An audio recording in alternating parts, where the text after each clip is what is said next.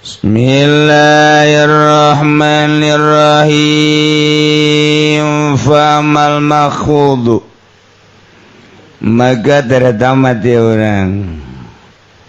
Biasana kolot balama lamun tamatkan mencit. Ege orang mencit ontang ke. Dahar di itu taman safari.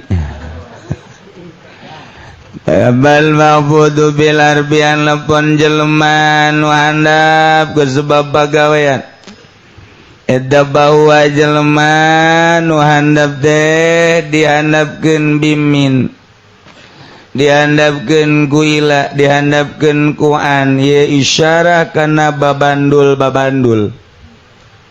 Manuk lamun di babandulan moal bisa hiber. Urang ge lamun di babandulan moal bisa hiber. Ketika urang geus bisa hiber aju kena babandul turun deui. Eta teh beurang ka Gusti Allah mah kudu merdeka. Ya Allah. Lamun di babandulan we geus ngepek. Min ibtida ila intihaan lil bodi ala isyara kana babandul nu patali kana pagawean. Sebab isim ge anu tadina merdeka begitu ditendenan min wajib jr ngeluk nyana. Isim sakitu luhurna rapa ketika ditendenan ila ngeyepek jadi jr. Isim nu sakitu luhurna tempelan kuan ngeyepek jadi hajar. Kiai nu sakitu luhurna barangnya na cinta mio ngeyepek. Kiai nu sakitu luhurna barang cinta jabatan ngeyepek. Kiai anu sakitu luhurna geus datang ka jadi wali. Kemudian manehanana ieu cinta atau ngajujuru ngawa nafsu ngeyepek mahfud. Nggak semua bisa tah urang teh ibadah teh nu hese eta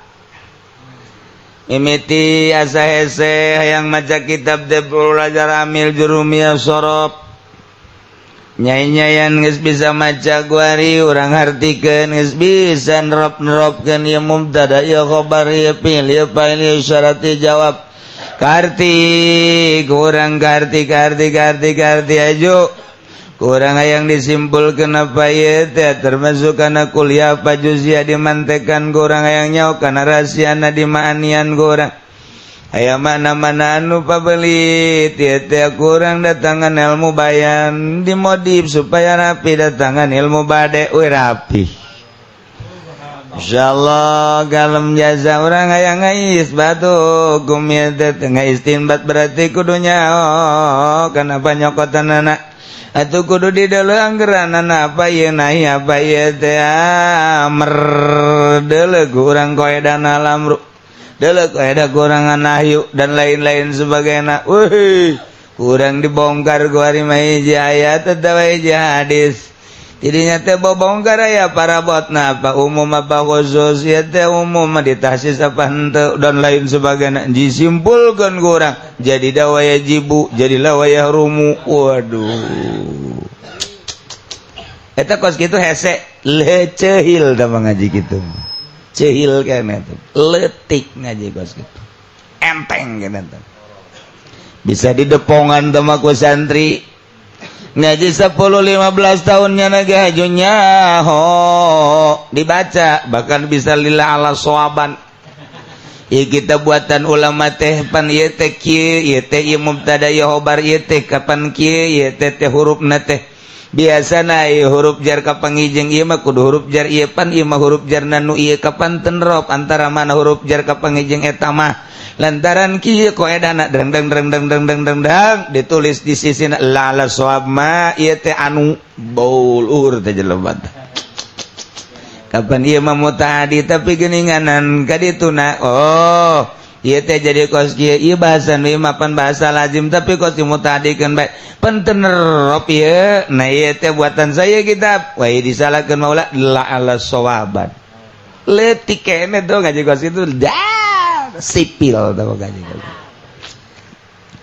ngaji orok tahu kos itu orok ieu cenah boro-boro orok geus huisan atuh teh mah orok huisan bae eta mah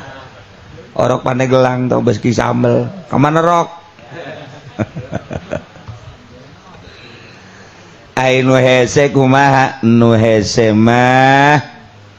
ente geus bisa maca kitab diajikeun pikihna berangkat menuju Allah ngalengitkeun hawa nafsu di mana ngaji ulah ku hawa nafsu lillah ulah boga kahayang dunia leungitkeun dunia lillah ulah hayang cacampuran jeung makhluk sebab makhluk mah ye gangguan mun teu ngalemnya namanya cad lillah ulah sok cacampuran jeung pamarentah lantaran al-ulama warasatul anbiya malam yukhalitu sultan ulama teh eta ahli waris nabi satungtung teu babarengan jeung DPR jeung bupati jeung gubernur aing mah teh cenah jeung gubernur jeung presiden atuh leuwih jero ulah malam yukhalitu sultan qaid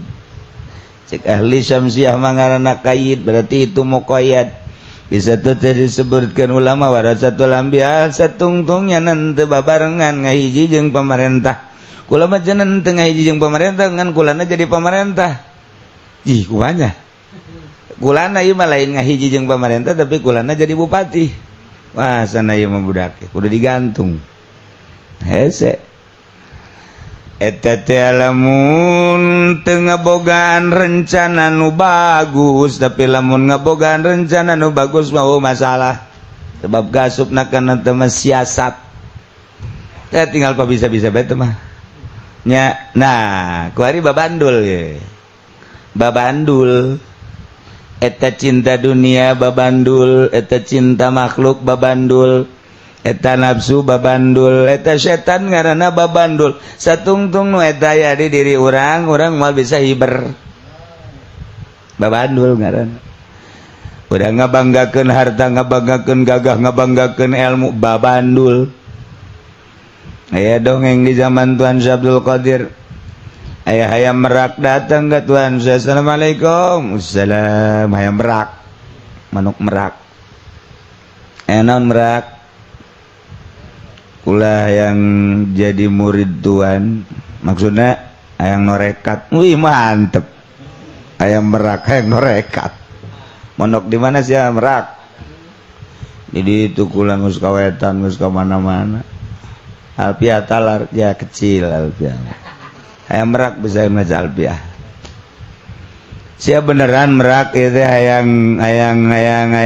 norekat bener sok atuh tawajuhan ku Tuan seh sagieu doangnya aya mai norekat mah sia nginum bebas teu penting niat lillah daharnya Tuan bebas teu penting lillah sia sare di mana bae masalah nu penting lillah ulah hese-hese lantaran ceuk Kangjeng Nabi atikul hakin dihaq bikeun atikul ladzi haqqin haqqah aya hak-hakna ulah mentang mata unggal peting jamata ge boga hakna kudu dipereumkeun itu bisa dipeting keur ngaji ge masalah pereumkeun bae mun ditanya sia kunaon keur ngaji ya teu pereum boga hak sok masa barangan aing keur nyumponan hak benerna mah lamun kiai ngaji jeung muridna teh hees eta kiai sohor berarti sebab nyana bisa menina bobokan murid itu bener lamun aya kiai ngaji muridna bisa hees bau tambah luhur ge sama kiai luhur tah mah lantaran bisa ngangeunahkeun ka murid ngan murid oplo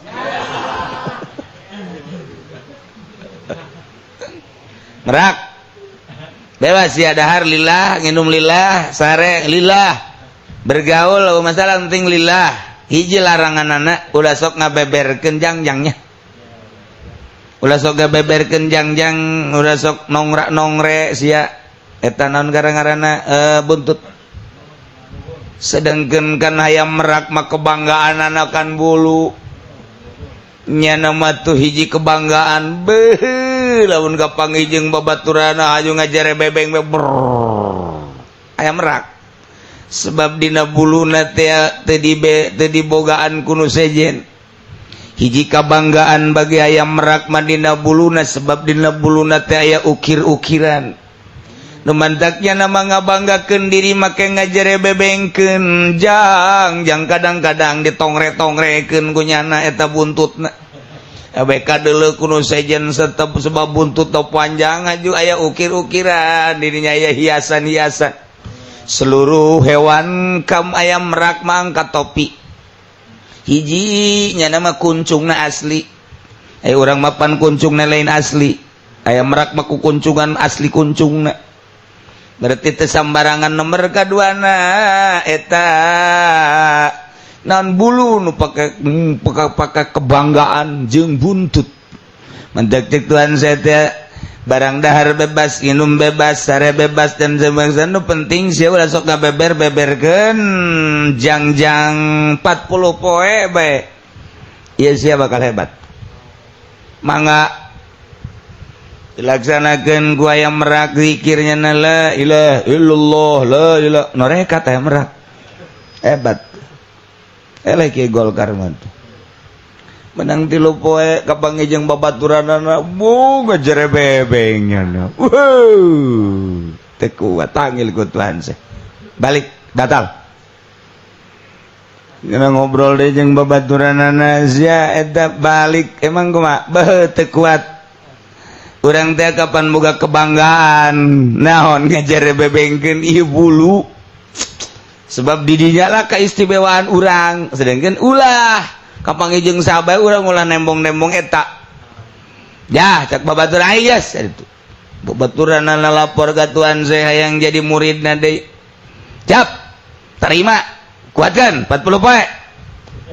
40 poe kuatkeun 3 poe 4 poe ngan saminggu doang saminggu aduh kapangijeng babaturanna ngajerebebeng wih si merak hebat jasa orenganan nyana keur norekat panggil ikut Tuhan saya balik ya batal komo ka Golkar tuh ya yang merak baik ngajerebebengkeun asli nanya tuh batal inya musyawarah para hayam merak ku nama kieu bae aing mandek nekat pae hirup aing mandek guguru coba aing mandek dikuat-kuatkeun engkena kumaha lamun kuat 40 poe cek Tuhan saya lamun kuat 40 poe sia hirup bisa hiber manya hayam merak bisa hiber hiber engke bisa enjlak di mana bae merdeka sia ka mamana ge bisa babaturan teh lain jeung bangsa sia bae jeung berbagai hewan-hewan nu sejen bakal dimulyakeun aya kebo sia bisa enjlak di kebo aya sapi sia bisa enjlak di sapi aya maung ge sia bisa enjlak di cap di maung pokona mah ka mana hiberan ka kalayangan sia bakal bisa nu penting mah 40 poe ulah ngajerebebengkeun jangjang siap aing datang ka Tuhan saya terakhir ya bener bae nya manapaan sorangan hiji mung bergaul jeung sasaha nomor kaduana ngasingkeun dirinya na sorangan bae 10 poe 20 poe geus eueuh nu dijerebebengkeun ku nyana ngajak keluarga kapangijeng bangkong jeung sajaga teu ngajerebebengkeun gopaginya da jeung naon teh yang mah dikuatkeun bae bakal batur ge geus gara romong ayam merak eta mah kapu meureun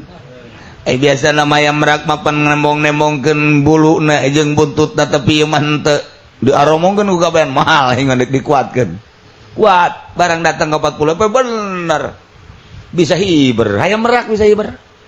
bu ditarongton ku kabehan ayam merak bisa hiber ku ari mah encelak di mana bae teta teh barang balik deui ka nagara nanyana ditararanya merak sia bisa hiber ke kunaon leungitkeun kebanggaan diri sebab kebanggaan diri eta babandul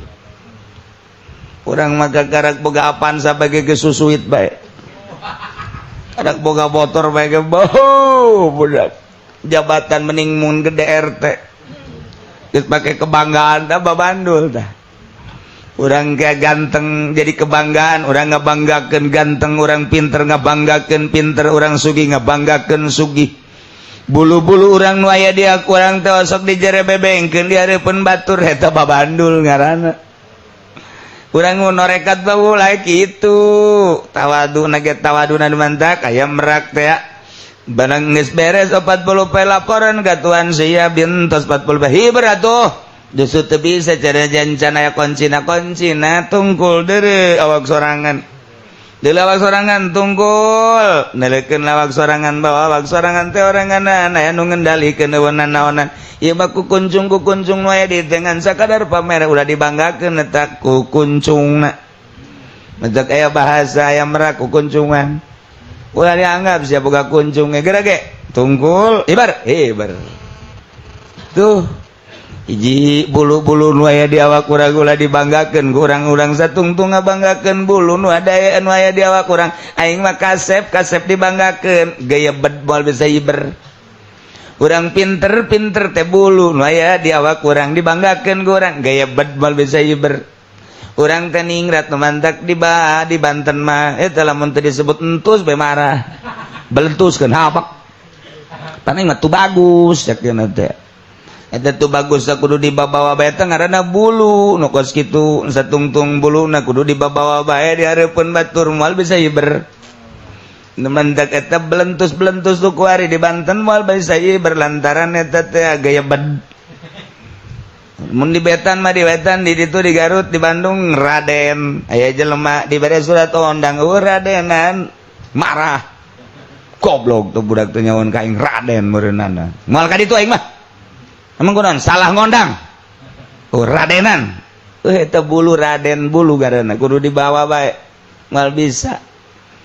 jadi urang teh geus ngarasakeun teu boga naon kasep janu Allah pamere Allah loba nu kasep tapi pan dicabut deui ketika dicabut deui mah geuninganan kudu boga naon ilmu lewe mah utitu minal ilmi qalila atuh urang bisa kadengena bahasa Inggris goseh kudu teu bisaeun bahasa Inggris kocos coba ngomong jeung urang Inggris Haji pendi ge osok Inggrisan jeung urang lembur nama pajar pinter bae orang bodoh kabehan tah eta urang pinter didegekeun ku nu bodoh pinter ge cak nu pinter deui baja urang bodoh ye nu pinter di atas langit ada langit nah kurang dipake ka bangga kumaha je ilmuna ge menang ti Allah mun dicabut ku Allah naonan boga kasep ulah dibanggakeun kudu disyukuran boga ilmu ulah dibanggakeun dijerebebengkeun cara kaya merak ulah tapi kurang disyukuri boga sugih dijerebebengkeun ulah tapi bersyukur urang boga gagah dijerebebengkeun ulah kudu syukuran urang dibere naon bae ulah dijerebebengkeun keuna dideuleu ku batur dipentang-pentang cara aya merak beh geus bajangjang geus mabulu geus kukuncung beh hayam merak coba ge urang lamun deukeut ka hayam merak beuh tah hayam merak ku kasep-kasep teh ih nyana mah terus bae jerebebeng bae datang ka pae ge teh moal eureun-eureun hayam merak eta hayam merak kos kitu mun hebat-hebat eta kos kitu kos jelema nu naik ka tanggal kalapa beuh sia mah bisa amat padahal geus capek datang ka tengah je sia bisa amat sih terus we ngasron sia mah bisa amat barang datang ngalur dah ragang eta kos kitu teh jelema ngajerebebengkeun tanaga ngaranna ulah jerebebeng eta ngaranna beung berat da ieu urang mah ieu takwari berbagai masalah bulu nu aya di urang dijerebebengkeun eta teh babandul handap teh kos kitu ulah aya norekat malain zikirna nu hese ge ieu tabicinan bulu-bulu nu aya di awak urang satungtung urang masih kene boga ngarasa aya bulu atuh geus moal bisa iber aya merak bisa iber sote nyanang teu ngajerebebengkeun teh di aku guari urang ulang aku nah ieu hese tah ulang-ulang aku teh hese ulang aku teh hese sebab urang mah teu dikiaikeun we kiai ka mana itiis kana hate tapi lamun ditanya Mang Haji di kamana goblok sia Mang Haji kiai buya bade ka mana tiis kana hate beuh aing geus jadi buya Mang ka mana Mang Haji geus buya kitu teh eta bulu da kudu ka bawa bae bulu teh eta bulu eta hadap satungtung urang aku bulu dijerebebengkeun di hareupeun batur urang moal jadi wali mahfud urang Nailah orang teh kudu ulah ya babandul bimin wa ilawan wa alawapi baru bawal bay wal gapi walam warupil kasami wa wal bawadau we kabege babandul urang ulah make babandul jeung kudu merdeka. Aya embe datang ke kiai, Assalamualaikum, Waalaikumsalam, enon sih embe, ulah yang jadi murid torekat, embe yang norekat. Aduh, maksudnya sih yang norekat kuna embung dipencit pakai korban saknya lah. Ulah nek norekat yang merdeka. Aya teh naon tuh. Tawajuhan ku guru. Nya syarat teh sia teh kudu merdeka lantaran lamun teu merdeka moal bisa norekat maulaya bang baluh. Ulaya babandul sia ulah berat ka batur ulah berat ka sia. Ai batur berat ka sia berarti sia teu merdeka. Berarti sia teh kudu uzlah dumantak aya uzlah ge teh dina norekat mah teh ulah kababandulan satungtung can bisa mah sok sia rek norekat teh aya satah beres zikir asuptah di pondok eta teh nya mangga cek embe norekat boga pondok segala zikirnya la ilaha illallah kakara ge sapoe isukna anu datang Assalamualaikum salam embe kula Mbe, itu di pondok, siap mbe goblok, aing neangan, kuno nabur sia, balik ditungtun cek guru torekat cek aing ulah kabeng beratan mbe, lantaran sia maboga nu sejen, atuh di bang baluhan, mantak moal bisa norekat, urang lamun boga pamajikan hiji 2 3 bang baluh ngaranna moal bisa norekat, sebab eta pamajikan sarua jeung bang baluh. Urang keur di masjid la ilaha illallah di HP ku pemajikan tatitut eta ngaranna tambang tanyatang tah mentak mun majikanna urang boga HP norekat mah eta tambang nu boga berarti loba urang nu berhubungan jeung urang ya pemajikan ya anak ya di ditu instansi ya organisasi eta tambang nu kos gara ritu ngaranna teu merdeka moal bisa jadi wali kos gitu. Sebab mbege nek norekat diteangkeun kuno bogana balik ya ditungtun. Ieu ge kiai ge keur norekat di masjid ditungtun ku pamajikanna oh ieu mah lain embe ieu mah malah mah emeng ieu mah